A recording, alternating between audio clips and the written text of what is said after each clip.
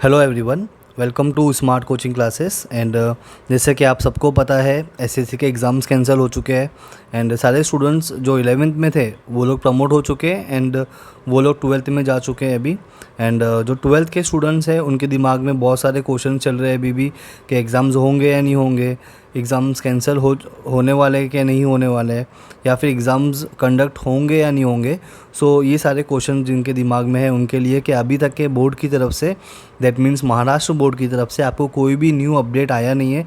सिर्फ एक अपडेट ये आया है कि जो भी स्टूडेंट्स ने अब तक के फॉर्म फिल नहीं किया है एग्ज़ाम्स के लिए, जिन लोगों ने फॉर्म फिल नहीं किया है उनका जो डेट है वो एक्सटेंड कर दिया गया है, और जिन लोगों ने अब तक के फॉर्म फिल नहीं किया था बोर्ड का वो अभी जाकर फॉर्म फिल कर सकते हैं। ओके, अब उसके लिए चार्जेस वगैरह ज़्यादा होंगे, आपको जो बोर्ड का ऑफिस है वहाँ जाना होगा, वहाँ पे जाने के बाद में आपको लेट फ़ीस जो होगी वो भी चार्ज करनी पड़ेगी।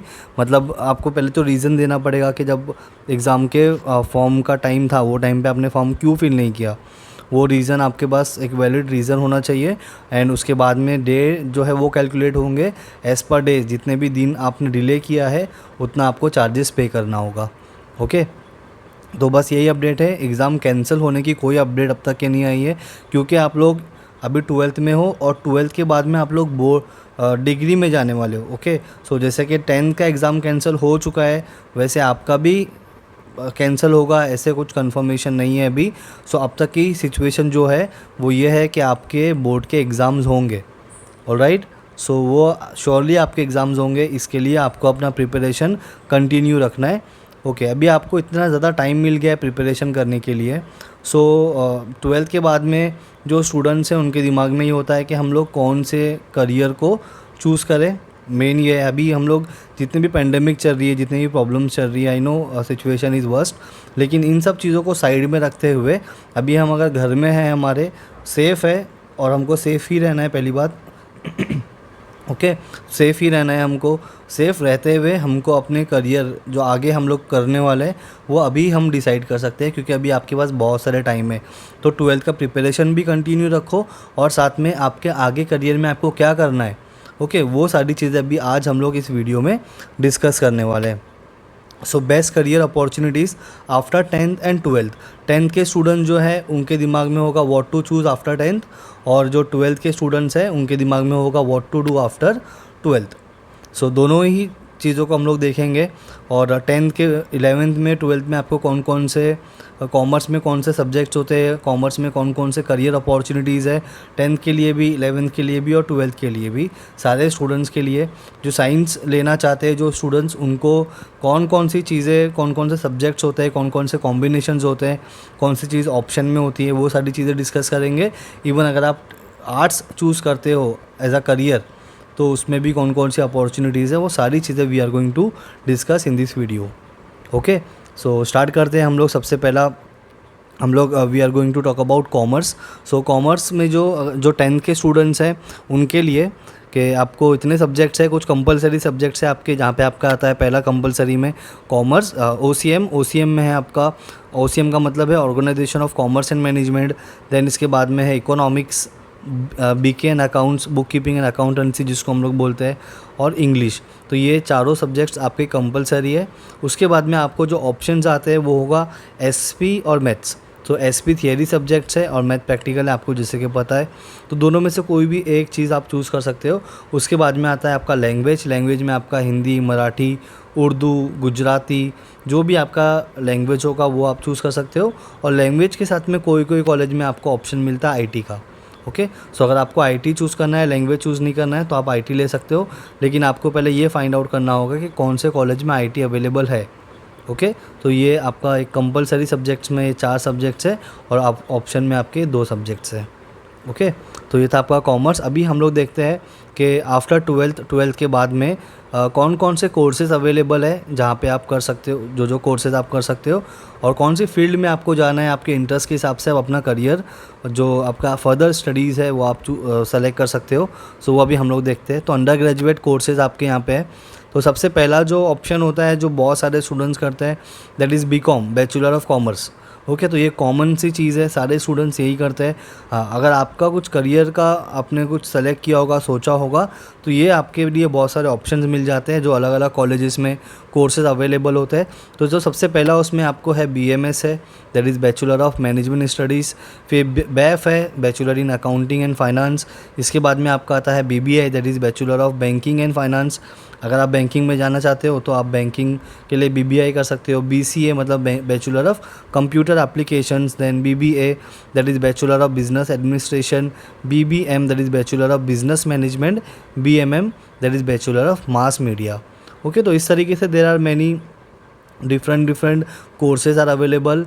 ओके, तो जो भी आपको कोर्स करना है, पहले आपको ये फाइंड आउट करना होगा कि जिस कॉलेज में आप हो या जिस कॉलेज में ये सारे कोर्सेज है, आप वो कॉलेज ज्वाइन करो और वहाँ पे आप ये अपनी स्टडीज़ को कंटिन्यू कर सकते हो। अभी आपके अगर दिमाग में डाउट होगा कि bachelor of banking and finance में क्या होता है, बैचलर ऑफ कंप्यूटर एप्लीकेशंस में क्या क्या होता है, तो ये सारी चीज़ें आप गूगल पे भी कर सकते हो, या स्टिल आपको कुछ डाउट होगा तो आप कमेंट करके मुझसे पूछ सकते हो। ओके, तो ये सारे कोर्सेज अवेलेबल है आपके 12th के बाद में। तो अभी से ही आप लोग अपना करियर जो है वो सेलेक्ट कर लो, उस हिसाब से आप अपने कोर्सेज़ को सेलेक्ट कर सकते हो।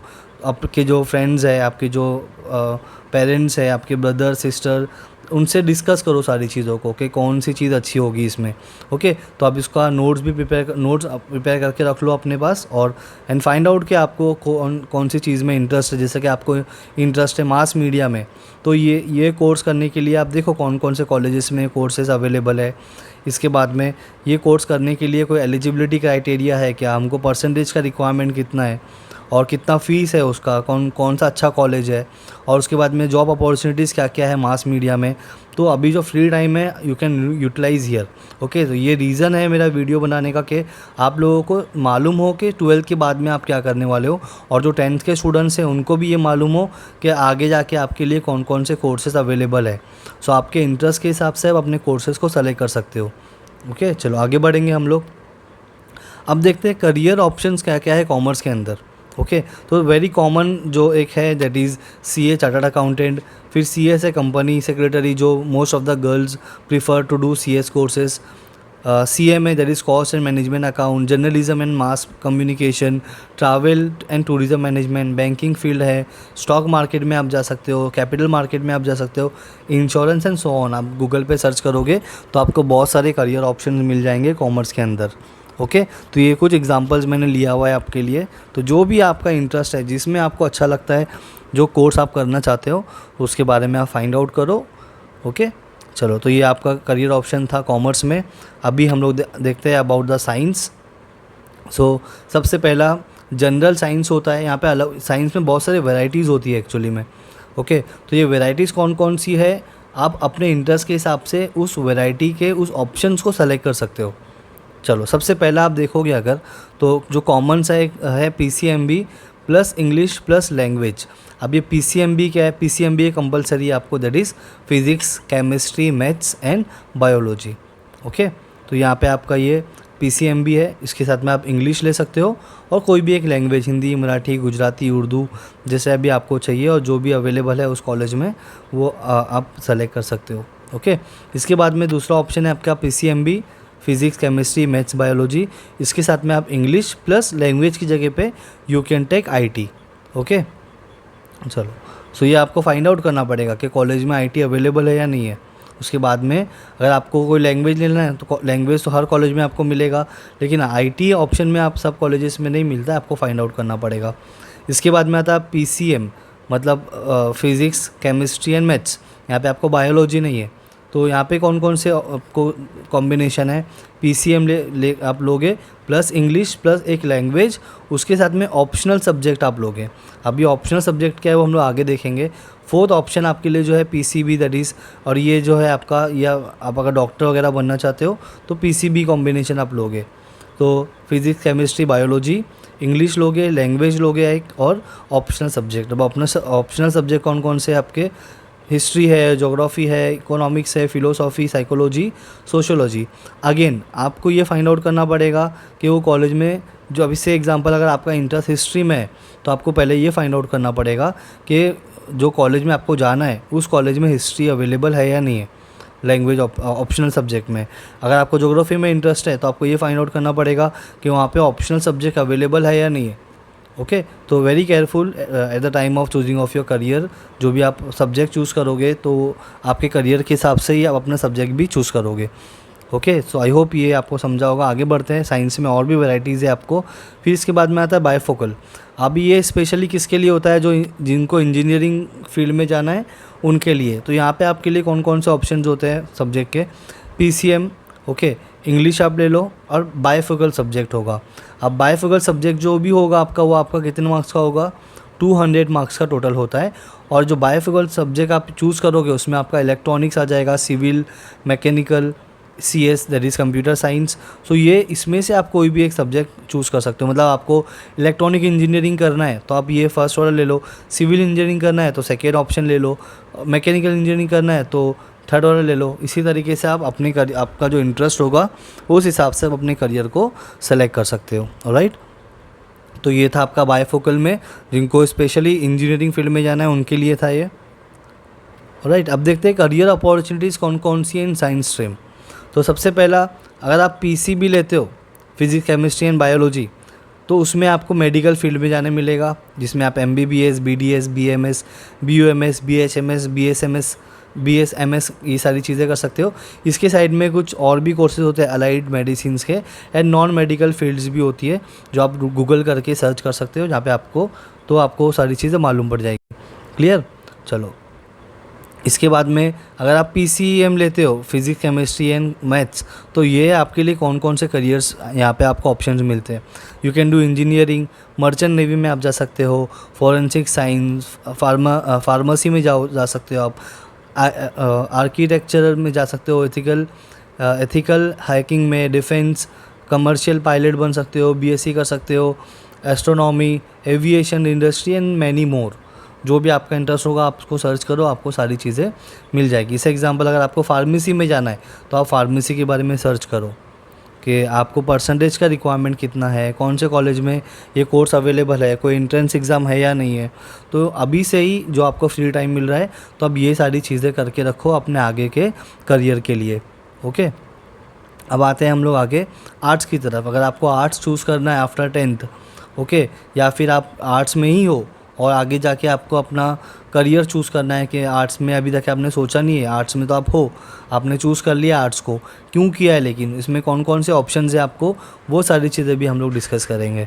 ओके, तो सबसे पहले आता है आपके सब्जेक्ट्स देख लेते हैं। तो philosophy, psychology, sociology, economics, history, geography, political science, mathematics, logic, education, environmental education, English and second language जो भी आप चूज़ करोगे वो। तो ये सारे नहीं है, आप 7 जो सब्जेक्ट्स होते हैं वो कंपलसरी होते हैं। So as per the college आप अगेन चूज़ कर सकते हो कौन कौन से कोर्सेज कौन से कॉलेज में अवेलेबल है। तो आप अपने इंटरेस्ट के हिसाब से आप उस कॉलेज को चूज़ कर सकते हो या फिर अपने करियर ऑप्शन को चूज़ कर सकते हो। सो यहाँ पे आपके लिए कुछ करियर अपॉर्चुनिटीज़ हैं इन आर्ट्स। सी आर्ट्स और आपका कॉमर्स, इसके अंदर दोनों में ही करियर अपॉर्चुनिटीज़ जो है वो ऑलमोस्ट सिमिलर है, बहुत सारी चीज़ें सिमिलर है। देख लेते हैं कौन कौन सी चीज़ें है। तो पहले आप लॉ कोर्सेज कर सकते हो, LLB मतलब वकील बन सकते हो आप। Then BFD bachelor of fashion designing, BSW that is bachelor of social work, BMS that is bachelor of management studies जो आप कॉमर्स में भी कर सकते हो, BFA that is bachelor of fine arts, BEM that is bachelor of event management.